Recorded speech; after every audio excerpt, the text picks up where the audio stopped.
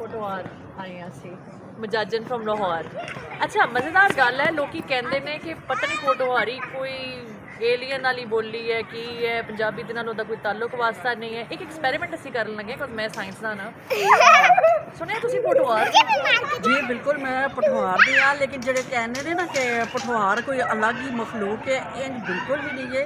पंजाब विच पंजाबी है तो जी पठवार हर 2-3 किलोमीटर तो बाद लहजा चेंज हो जाता है, लेकिन इसका ये मतलब नहीं कि जबाना ही अलग अलग हो गई, लहजे अलग अलग हो सकते हैं। ठीक है, तो पठवारी भी पंजाबी का एक लहजा है जी, एक बहुत सोहना जिहा अंग है। अच्छा तुसीं पटवारी च जरा पटवारी लहजे च जरा मेरे नाल गल करो, मैं तुहाडे नाल माझे जाके कर रही ठीक जी जी। ते तुसीं कोई भी गल करो, चलो सूट सोहना पाया होया ओ बहुत शुक्रिया बहुत शुक्रिया, तुसें ना देखना ही है वरना ऐसी तो कोई गल नहीं सी। नहीं नहीं तुसीं बहुत सोहने लग रहे।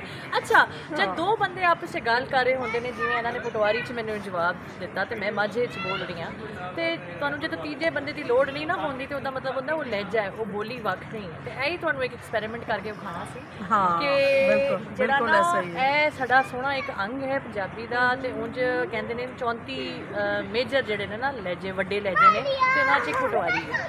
ਤੇ ਜਿਹੜੇ ਲੋਕ ਜਿਨ੍ਹਾਂ ਨੂੰ ਨਹੀਂ ਪਤਾ, ਹੁਣ ਉਮੀਦ ਕਰਨੀ ਉਹਨਾਂ ਨੂੰ ਪਤਾ ਲੱਗ ਗਿਆ ਹੋਣਾ ਕਿ ਪਟਵਾਰੀ ਜਿਹੜੀ ਉਹ ਪੰਜਾਬੀ ਦੀ ਹੀ ਸ਼ਾਖ ਹੈ। ਠੀਕ ਹੈ, ਉਹਦੀ ਛਤਰ ਛਾਤ ਹੀ ਹੈ, ਇੱਕ ਉਹਦਾ ਇੱਕ ਅੰਗ ਹੈ। ਤੇ ਇਹਨੂੰ ਪਲੀਜ਼ ਵੱਖ ਕਰਨ ਦੀ ਕੋਸ਼ਿਸ਼, ਉਂਝ ਹੀ ਅਸੀਂ ਜਿਹੜਾ ਨਾ ਅੱਕੇ ਪਏ ਹਾਂ, ਇਹ ਜਿਹੜੀ 47 ਦੀ ਵੰਡ ਤੋਂ ਜਿਹੜਾ ਨਾ ਹਲੇ ਤੱਕ ਅਸੀਂ ਜੂਝ ਰਹੇ ਹਾਂ, ਤੇ ਉਹ ਸਾਡਾ ਇਕਨੋਮਿਕ ਜਿਹੜਾ ਨੁਕਸਾਨ ਹੋਇਆ, ਸਾਡੇ ਬੇਲੀ ਸਾਡੇ ਤੋਂ ਰੁੱਸ ਗਏ ਨੇ, ਸਾਡੀ ਫੈਮਲੀਆਂ ਤਬਾਹ ਹੋਈਆਂ ਨੇ, ਤੇ ਹੁਣ ਤੁਸੀਂ ਜਿਹੜਾ ਨਾ ਮਜ਼ੀਦ ਇਹ ਕੰਮ ਨਾ ਕਰੋ। ਹਾਂ, ਸਾਨੂੰ ਮਤਲਬ ਕਿ ਤਕਸੀਮ ਨਾ ਕਰੋ, ਬਲਕਿ ਅਸੀਂ ਜਮ੍ਹਾਂ ਕਰਨੇ ਦੀ ਕੋਸ਼ਿਸ਼ ਕਰ ਰਹੇ। ਬਿਲਕੁਲ ਬਿਲकुल, ਤੇ ਸਾਨੂੰ ਨਾ ਸਾਂਝ 'ਚ ਜਿਹੜਾ ਨਾ ਉਹ ਇੱਕ ਕੋਈ ਵੀ ਸ਼ੈਰੀ ਨੂੰ ਪਨਪਦੀ ਹੈ। ਜਦੋਂ ਤੁਸੀਂ ਵੱਖ ਕਰੋਗੇ ਨਾ, ਅੱਡ ਕਰੋਗੇ ਨਾ, ਤੇ ਫਿਰ ਕੁਝ ਨਹੀਂ ਬਣਦਾ। ਤੇ ਇਹੀ ਅਸੀਂ ਤੁਹਾਨੂੰ ਪੈਗਾਮ ਦੇਣਾ ਸੀ ਅੱਜ ਇੱਕ ਲੋਹੜੀ ਦੇ ਤਿਉਹਾਰ ਤੇ ਖੁਸ਼ ਰਹੋ, जींदे रहो, हंसते और रहो। लोहड़ी के त्यौहार से सब तो अच्छी गल ये हुई है कि डॉक्टर मारिया ने इस प्रोग्राम को बड़ी रौनक बख्शी है और बहुत मज़ा आया है। सारे जितने भी बैठे सन हाजरीन महफिल उन्होंने बहुत इंजॉय किया है। तो असल ख्वाहिश है कि साढ़े अगले जो भी प्रोग्राम हो पंजाब की धरती या असली सकाफत को प्रमोट करने वास्ते साडी ख्वाहिश है कि डॉक्टर मारिया उसदे विच जरूर शरीक होवन, असीं उन्हां नूं खुश आमदेद कहांगे, जी आया नूं कहांगे।